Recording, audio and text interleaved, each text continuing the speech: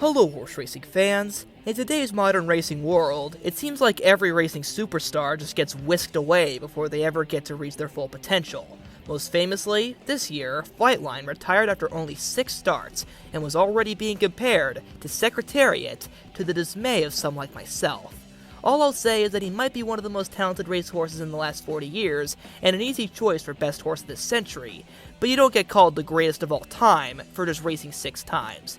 But while his departure has left a bad taste in some racing fans' mouths, from this event gave me an idea that many racing fans are yearning for: the Iron Horse. A horse who dances every dance and was clearly bred to race, and not raced to be bred. Some say this idea of an Iron Horse is dead, and we need to hold our grievances and move on. I say no! Because while the most popular and talked about racehorses might be sent to stud early, if you look hard enough, we got plenty of tough runners. Even this year alone, we've had some pretty well raced Grade 1 horses. 6 of our 14 Breeders' Cup winners this year had 7 starts or more. And that doesn't even include other Grade 1 caliber horses like Cyberknife, Nest, Secret Oath, Olympiad, and Rich Strike. But that's just this year. Let's go through the last decade, where racehorses have been considered the softest, and find the diamonds in the rough who keep this phrase alive. Here are 10 modern-day Iron Horses. Okay, so this horse barely counts as being in the last 10 years, with only one of his starts being in 2012. But how could I not talk about modern Iron Horses without mentioning Rapid Redux? Although he never reached stakes level, his winning streak is still incredible, winning 22 races in succession, giving him the record for the second greatest winning streak in American racing history, only beaten by a 1700s galloper named Leviathan, and tied for the 13th greatest winning streak in all of racing history. Even crazier was 19 of those wins were in the year 2011 alone. The last horses to win that many times in a single year was Velvet Candibi in 1993 and Triple Crown winner Citation in 1948. That season of racing was so impressive that he was given the Secretariat Vox Populi Award for his winning streak, gaining the praise of Secretariat's owner, Penny Chenery, in the process, saying, quote, "Thousands of races are staged in America every year for every level of competition, and thousands of horses win them, but rarely the same horse. So for one horse to beat his field 19 times in one year is flat out phenomenal. For that, we honor Rapid Redux today." So while his competition was certainly far from Grade 1 caliber, his connections and their horse knew one thing better than anyone else: how to win.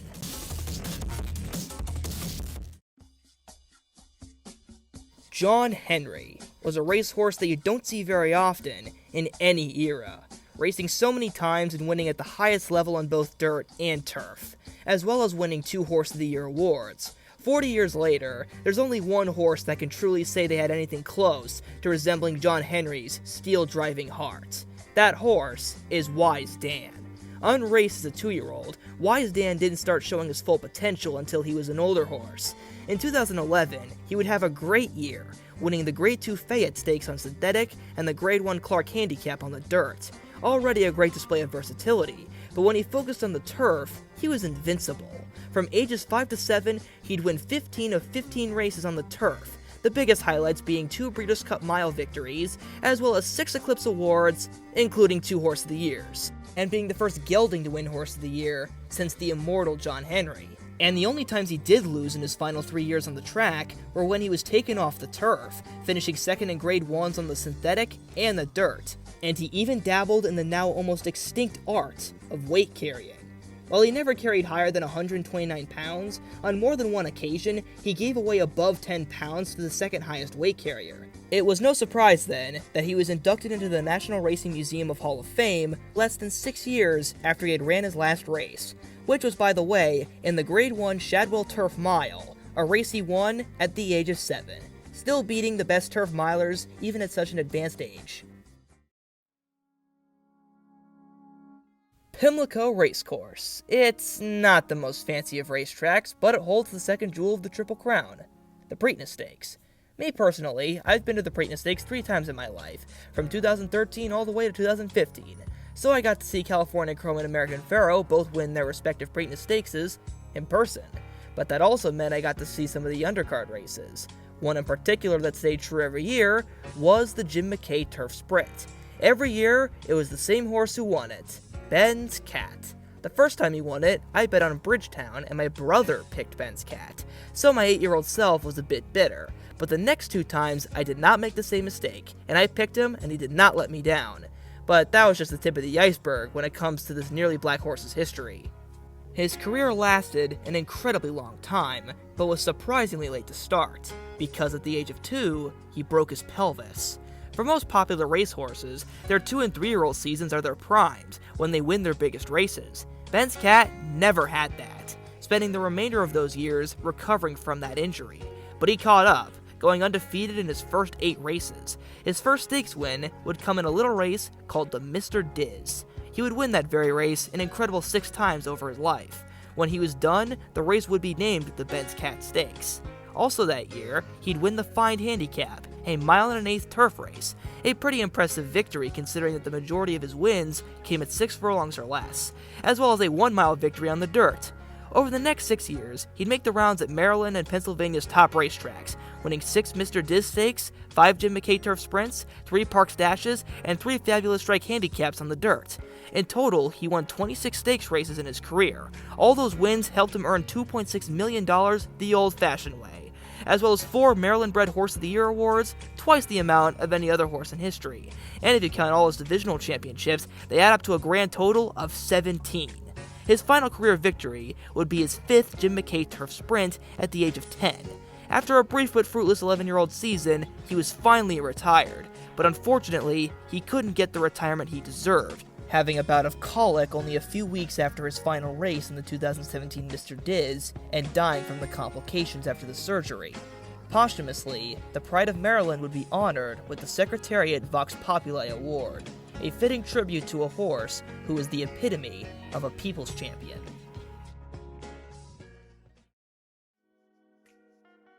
The state of New York has a special place in my heart for lots of reasons. It was where I was born and also holds some of my greatest horse racing experiences, at tracks like Belmont Park and Saratoga. Many big racehorses have been born there, and it holds some of the biggest stakes races in the nation, the Belmont Stakes being the most obvious one to look for. But ironically, only 4 winners of the Belmont Stakes were actually born in New York. But luckily for them, there are races specifically just for New York Breds to participate in.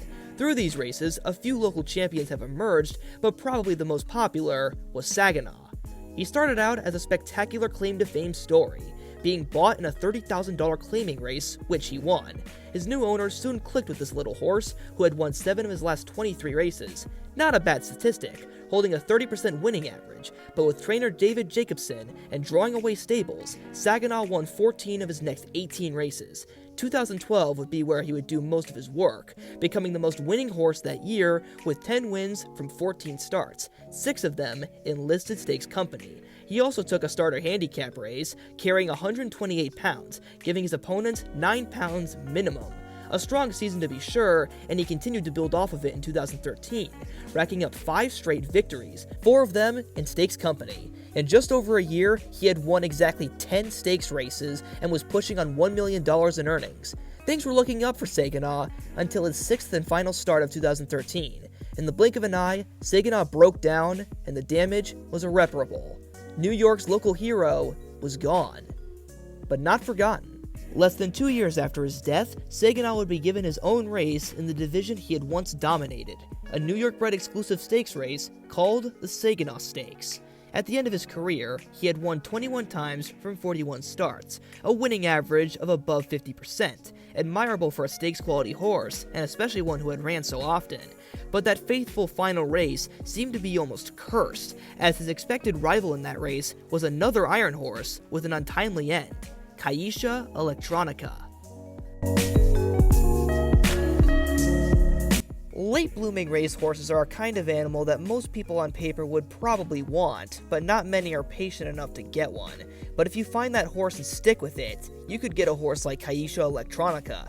and maybe also one with a name that's half as cool as that. When he was claimed by Todd Pletcher for $62,000, some might have thought it wasn't the greatest investment. He was already 6 years old at the time, and despite not being gelded, he didn't seem to have much stud value, having an inauspicious pedigree. His father, Arrow Manchez, was a New York claimer his whole career and stood for only $1,000, but one interesting thing about Arrow Manchez was his best season on the racetrack wasn't until he was 8 years old, winning 9 of 10 races that year. Caixa Electronica had inherited this, having his biggest payday at the time just a start before when he was third in a Grade 2. But Todd would give his freshly bought horse a new personal high in just their first start together, as he won the Grade 3 Westchester Stakes, his first of 4 Grade Stakes wins. Later that year, he'd also get a Grade 1 showing in the Vosburg Stakes, but to me his most impressive performances were a set at Saratoga. First, he'd win a starter handicap carrying 127 pounds, and then 11 days later, he'd come back and win another one, this time carrying 131 pounds. But he'd peak at the age of 7, a time in most horses' careers where they are over the hill, but Caixa Electronica was only getting stronger. It wasn't his blood after all. But instead of just dominating claiming races like his father did, he earned over $1 million and won 3 graded stakes races. First up was the Charlestown Classic at 1 1/8 miles, his biggest payday and the longest race he ever won, made more impressive by his most famous victory, the Grade 2 True North Stakes, being a 6.5 furlong sprint. In that particular race, he was almost off camera at the top of the stretch, described by track announcer Tom Durkin as having, quote, no shot. But he made his own odds that day, finding an opening and rocketing forward to win with 3/4 of a length to spare. A career-defining performance for Caixa Electronica that was tragically marred by the breakdown of Giant Ryan. And for good measure, at the end of the year, he won the Fall Heightweight Handicap to conclude what was easily his best year. And as an 8-year-old, he still stayed strong to win 2 listed stakes races and 4 races overall from 9 starts. There would be no reason not to bring him back as a 9-year-old. But one faithful day, as Caixa Electronica was training at Belmont Park, gearing up for his seasonal debut, another horse named Six Drivers got loose. And unfortunately for both horses, they were in the wrong place at the wrong time. The horses collided with each other at full force, both dying on impact. A true freak accident that, according to his owner Mike Rapoli, made no sense. Trainer Todd Pletcher would go on to describe Caixa Electronica as, quote, everything good about the game. You take a horse from a modest beginning and literally get to the pinnacle of racing. He showed up every time. It's just heartbreaking. At that point, he had raced 69 times with 23 victories, winning exactly 1/3 of his races and earning over $1.8 million. A perfect example of the amazing highs and lows of horse racing. A former claimer becoming a millionaire, and then being taken away in the blink of an eye. But Caixa Electronica was not the only zero-to-hero Belmont sprinter around. In 2015, Palace Malice was gearing for his return as a 5-year-old after a good 4-year-old season that had tailed off towards the end, but he would not win his returning race in the Diablo Stakes. Instead, it would be Stallwalkin Dude who spoiled the party, winning his 4th straight race and his first stakes race. In the previous year, he was claimed for just $16,000, and now he was defeating a former multiple Grade 1 winner. 2015 would be his most fruitful year, running 18 times and winning 7 of them. From ages 4 to 7, he'd race at minimum 11 times a year. 3 of those years, he'd win at least 1 stakes race, with all of his grade stakes victories coming at the ages of 6 and 7, including a second in the Grade 1 Vosburg Stakes, which if I had a nickel every time I talked about a horse who did that specific thing, well, I'd have 2 nickels. And if there was one other thing that stayed consistent through his later years, it was a victory in the Tail of a Cat Stakes, a race that he won 3 times from ages 5 to 7.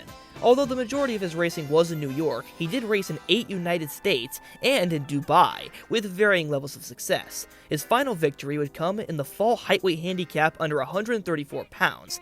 He'd then tough it out another year at the age of 8, with no victories, but he was only worse than 3rd once. But after a 3rd in the Zia Park Sprint, he fractured a basal sesamoid. Not life-threatening, but it was all his owners needed to finally say he had done enough.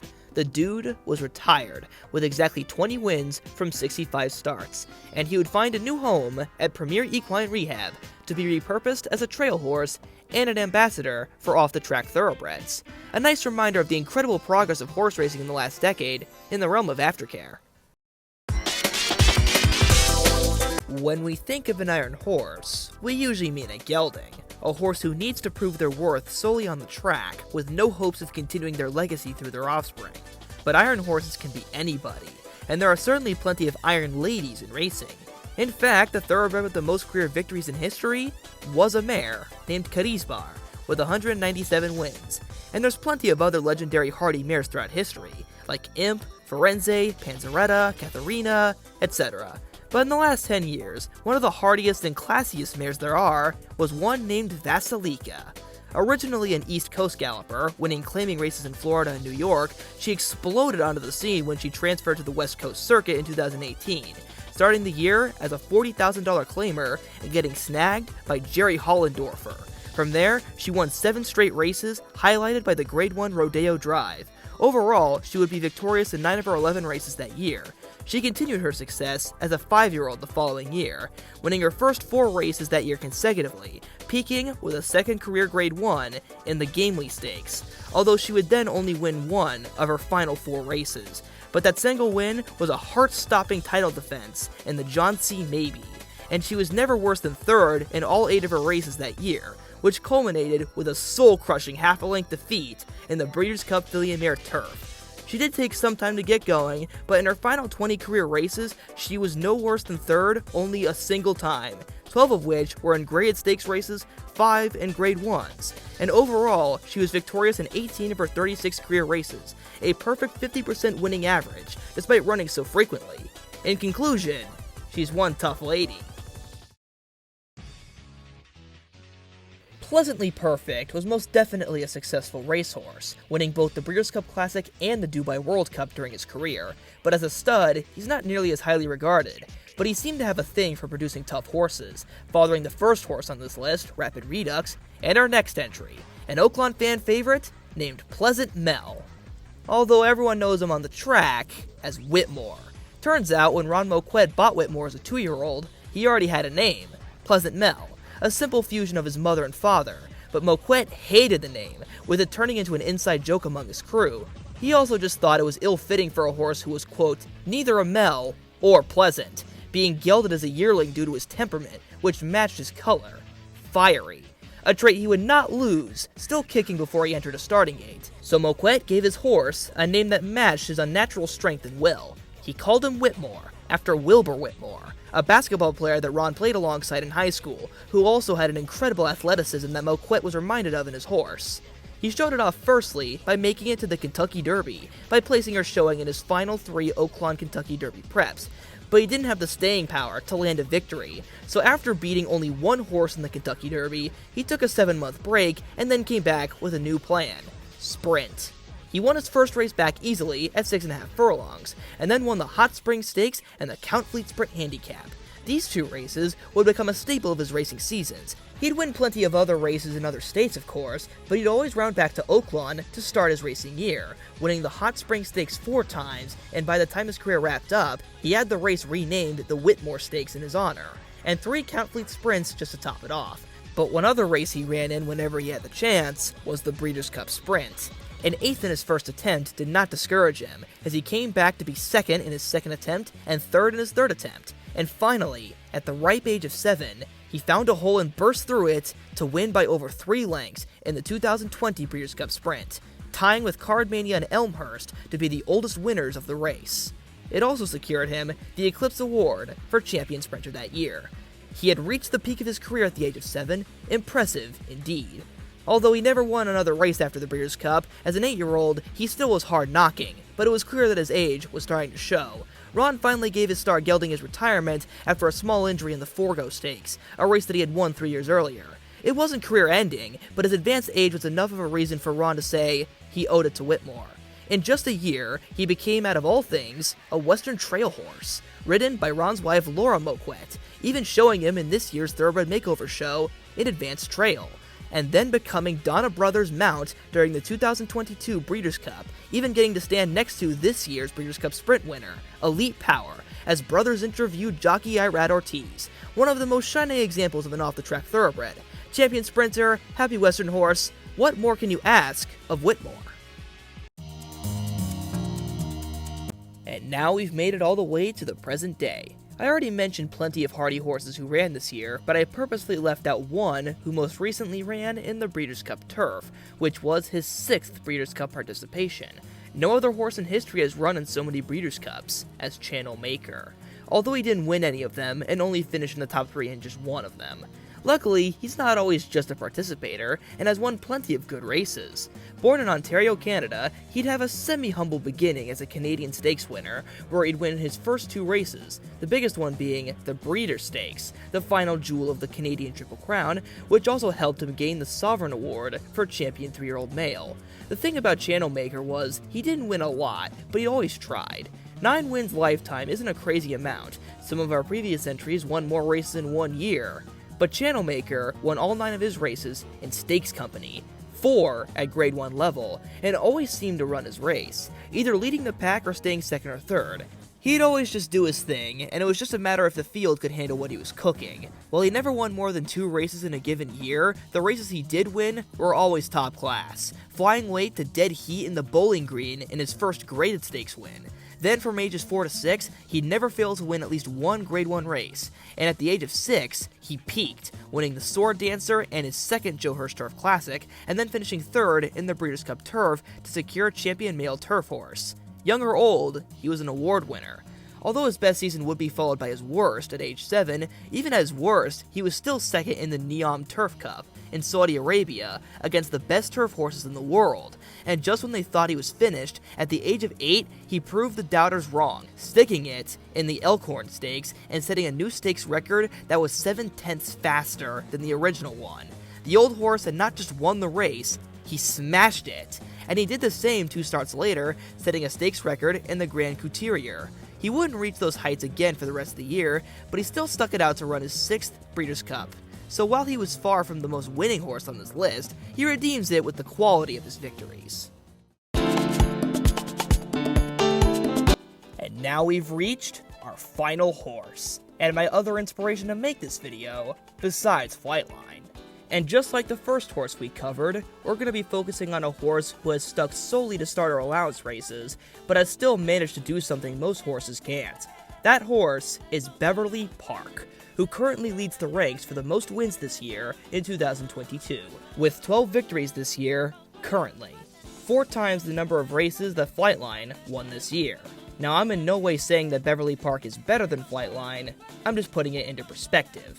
Ironically, the first year that Beverly Park ran, he only raced 3 times. His record was also not nearly as flashy, only winning a single of those 3 races. And as a 3-year-old, he only raced 4 times, making you wonder, when did he get so tough? Well, it came during his switch from a 3-year-old to a 4-year-old. It took him all the way until July to make his first start as an older horse, but despite such a late start, he raced 10 times in those last 5 months, winning 8 of them consecutively, and being ranked the 8th most winning horse of 2021, making you wonder what he could have done when given a full year to race. Well, this year was his year, with his aforementioned 12 wins being in an absolutely insane 27 overall starts. To really set the mood, when I came up with the idea for this video, he was gearing up to run on the Claiming Crown Express. After he came 4th in that race, he raced in a starter allowance exactly a week later in Charlestown to finish 2nd. In the time it took me to make this video, this horse has raced 2 times and could very well have another race in him before this year ends. While there is a surprising amount of low-level horses who race as frequently as Beverly Park, none have been able to win even half the amount of times he has in recent memory. That is what separates him from the average claimer, the fact that he still wins, even with such a rigorous schedule. It's also a fun tale to show that if you do have enough patience with a racehorse and let them grow, they can run all day. Which is partly the moral of this story, that it isn't really as much that horses are getting more fragile, but it's more the attitude of the people who own these racehorses that has changed the most significantly. With the right tactics, patience, and love, a horse could run as much as you want, but plenty of people in the industry would rather race less, because if you're running an especially prized animal, every race is a risk for both injury and their reputation. But if you look past the horses too popular to show off their full potential, you can find a rough and tumble horse to truly fall in love with.